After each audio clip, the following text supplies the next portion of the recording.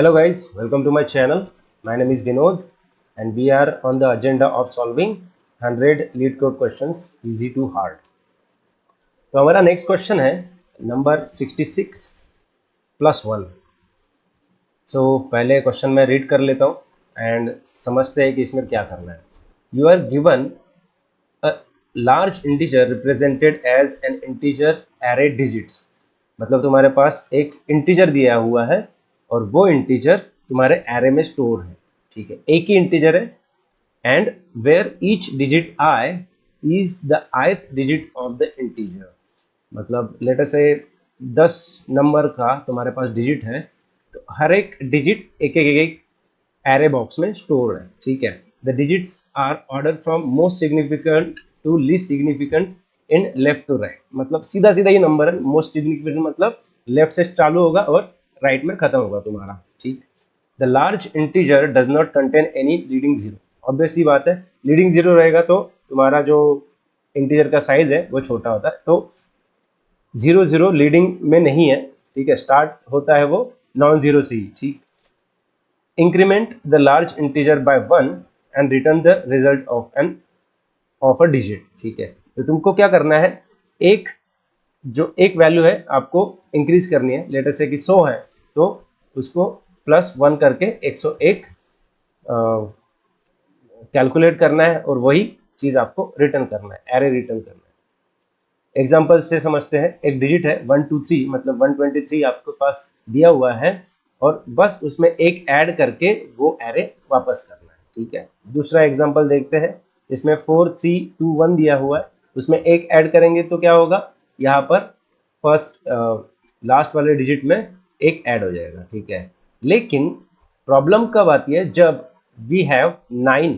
ठीक है, जब 9 करते हैं तो एक प्लस करने के बाद क्या हो जाता है, वो 10 हो जाता है. तो उसके टाइम पे आपको एक और साइज इंक्रीमेंट करना पड़ेगा एरे में और उसमें तुमको 10 रिटर्न करना पड़ेगा. तो मेरे पास कुछ एग्जांपल्स लिखे हुए हैं, उसको ही मैं जल्दी से एग्जांपल एक्सप्लेन करता हूँ. ठीक है, तो 5 6 9 दिया हुआ है, अगर मैं प्लस करूँगा तो 570 हो जाएगा. फिर 120 है, सॉरी 102 है, तो उसमें अगर ये करूँगा तो 103 हो जाएगा. ठीक है, बट 999 है तो अगर उसमें अगर मैं ऐड करता हूँ कुछ तो वो कितना हो जाता है, 1000 हो जाता है. तो जब भी मेरे पास सारे एलिमेंट 999 है तब जाके मेरा जो साइज है इट इंक्रीमेंट्स बाय 1. ठीक है, एक से तुम्हारा एरे का साइज बढ़ जाता है. बाकी के केस में वो जितना साइज ओरिजिनल था उतना ही रहता है. ठीक है, तो ये ऑब्जर्व करने वाली बात है. जैसे 899 है तो वो 900 हो जाएगा, साइज तो सेम ही रहेगा. ठीक है, लेकिन जब 9999 है तो उस टाइम पे तुम्हारा जो साइज हो जाता है वो 5 हो जाता है. ओरिजिनल साइज 4 था, लेकिन फिर जब रिजल्ट आने के बाद एक्चुअल साइज 5 हो जाएगा. वैसे ही 9 के केस में भी पहले 1 साइज था एरे का, अब 2 साइज हो जाएगा. तो हमको कुछ इस तरह से कैलकुलेट करना है कि जब मेरे पास सारे 9 है तब जाके मेरा साइज बढ़ना चाहिए, अदरवाइज वो उतना ही रहना चाहिए. So how to solve this. तो मुझे बताओ, जब भी हम कोई भी एडिशन करते हैं, लेटर से 899 है, ठीक है, +1 करते हैं, तो हम स्टार्टिंग कहाँ से करते हैं, हम इसको इधर से ऐड करते हैं, लास्ट से ऐड करते हैं. हम कभी भी लास्ट से ऐड करते हैं. तो तुम्हारा जो प्रोसेस रहेगा ना वो लास्ट से चालू होगा और जो भी अगर यहाँ पर 9 है तो तुम्हारा कैरी फॉरवर्ड हो जाएगा 1 आगे. ठीक है, तो इसको हम कैसे सॉल्व कर पाएंगे, लेट अस सी. तो देखो, एल्गोरिदम हम बिल्कुल सिंपल रखते हैं. क्या करना है, तुमको पता है जब भी तुम्हारा जो भी इंटीजर रहेगा एरे बॉक्स में, अगर वो 9 से कम रहे या 9 ना रहे तो हम डायरेक्ट इजीली ऐड कर सकते हैं और बाकी इसमें चेंज करने की जरूरत नहीं पड़ रही है. मतलब अगर लेट से 102 है, इसमें अगर मैं प्लस ऐड कर दूंगा 1 तो 103 हो जाएगा. तो इसमें आगे वाले में कुछ चेंज हुआ कि नहीं.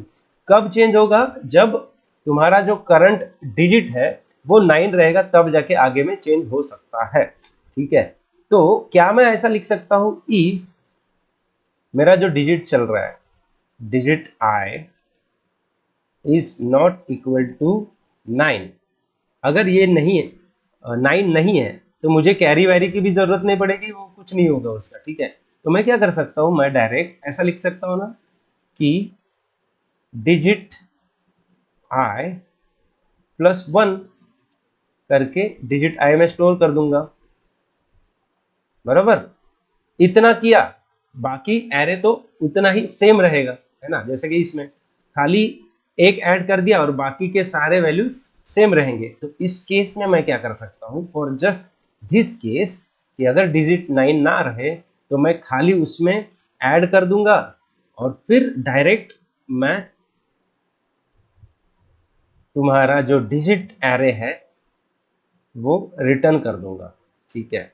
कैसे, ये देखो, मैं बहुत सारे एग्जांपल लेके आपको बताऊंगा। पहला एग्जांपल है 102, दूसरा एग्जांपल है 199, ठीक है। ये दो से समझते हैं। तो मैं एडिशन स्टार्ट करूंगा यहाँ से, ठीक है। तो अगर मैंने यहाँ पर +1 किया तो ये क्या हो जाएगा, ये डिजिट +1 से बढ़ जाएगा, मतलब ये +3 हो जाएगा। लेकिन आगे मुझे जाने की जरूरत है कि आगे इटरेट करने की जरूरत है क्या, नहीं, ठीक है। मतलब मैं ये बोल रहा हूँ कि मैं फॉर n-1 से चालू कर दूंगा, ठीक है। n-1 से, क्योंकि मैं इस तरह से एडिशन करना चालू कर दूंगा टू 0th वैल्यू, ठीक है।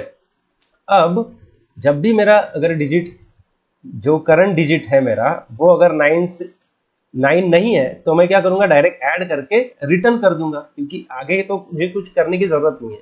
लेकिन अगर इस केस में देखिए, जब मेरा डिजिट 9 आ गया तो मुझे क्या करना पड़ेगा, +1 करने के बाद ये प्लेस क्या हो जाएगी, 0 हो जाएगी, बराबर। +1 करने के बाद ये प्लेस क्या हो जाएगी, 0 हो जाएगी, ठीक है।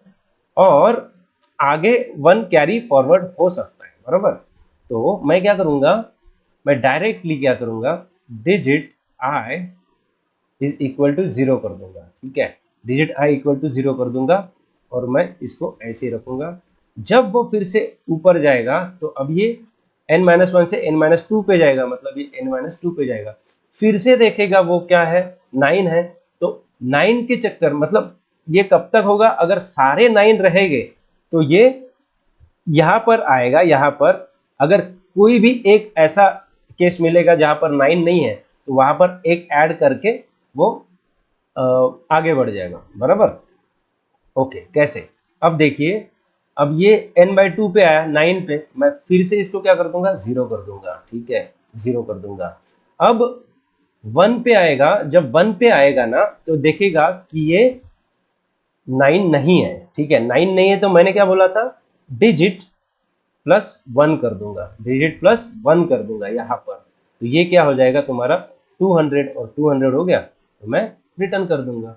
दूसरा एक केस देखते हैं,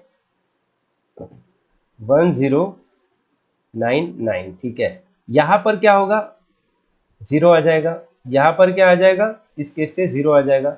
यहां पर क्या आ जाएगा, ये इफ केस में चला जाएगा। इफ केस में जाने के बाद क्या होगा, वो देखेगा कि 9 से 9 के इक्वल नहीं है, तो बस उसमें एक 1 ऐड कर दिया और फिर डायरेक्ट रिटर्न कर दिया, क्योंकि आगे मुझे जाने की जरूरत ही नहीं है, ठीक है। जब 9 नहीं है तो आगे जाने की जरूरत नहीं है, तो मैं डायरेक्ट यहाँ पर प्लस करके रिटर्न कर दूंगा। तो ये इस तरह से रिटर्न कर देगा। So this is the simple algorithm that you can think of, ठीक है। अब मुझे क्या करना है, मैं डायरेक्ट कोड चालू कर दूंगा अभी। Int I will start from last. तो मुझे पहले तो एक n लेना पड़ेगा for length, digits dot length, और this goes from n-1 to 0, और ये i माइनस माइनस कर दूंगा। अब पहली कंडीशन तुम्हारी ये है कि अगर digit i is not equal to 9, तो मुझे जस्ट क्या करना है, डिजिट i के अंदर digits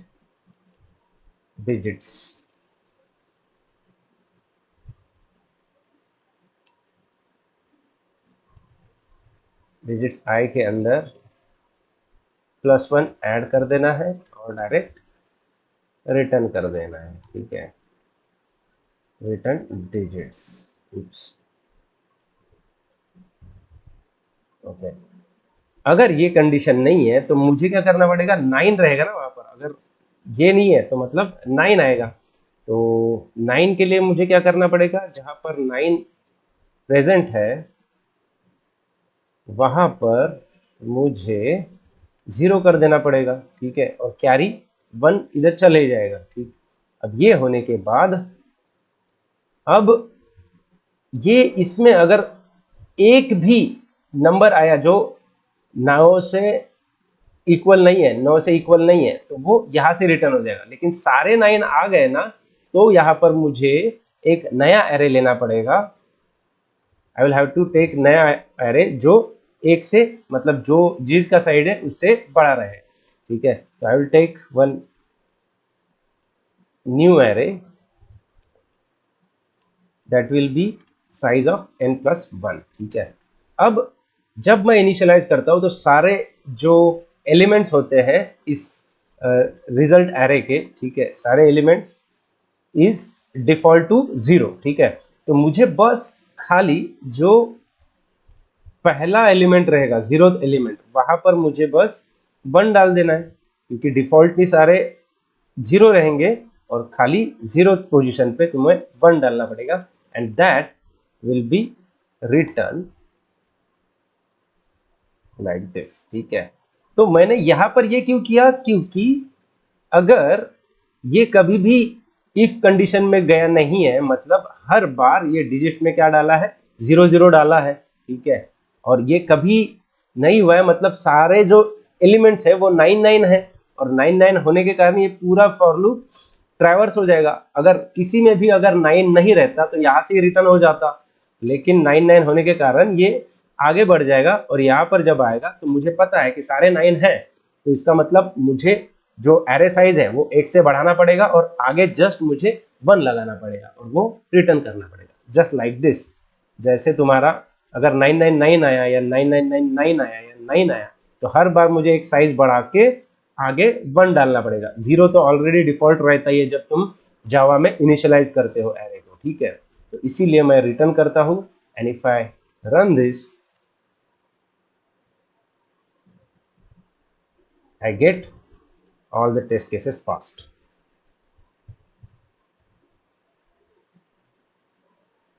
Like this you can do the code, ठीक है। अगर वीडियो आपको समझ में आया होगा so please hit the like button, share and subscribe to my channel। अगर कोई यहाँ पर और डाउट होगा तो you can ask in my comments, ठीक है। मिलते हैं नेक्स्ट क्वेश्चन पे, थैंक यू।